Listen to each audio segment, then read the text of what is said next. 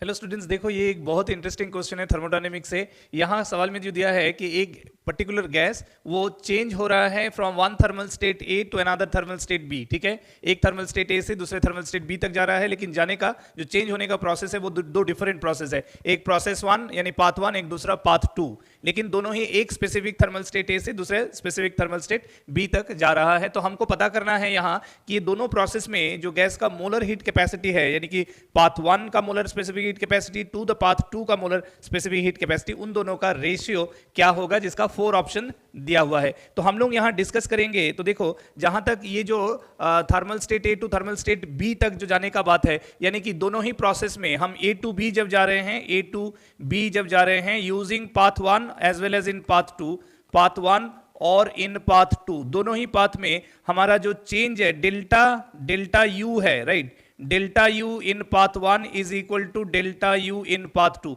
दोनों ही चूंकि एक थर्मल स्टेट से दूसरा थर्मल स्टेट में जा रहा है तो टेम्परेचर चेंज सेम है, ठीक है। और हम जानते हैं कि इंटरनल एनर्जी चेंज एक ही specific heat capacity, molar specific heat capacity at constant volume पे होता है, तो दोनों में इंटरनल एनर्जी चेंज सेम है। अब यह है कि पाथ वन में हम अगर लिखें delta Q one is equal to delta U one plus delta W one, right. और पाथ टू में लिखें कि delta Q two is equal to delta U two plus delta W two, right.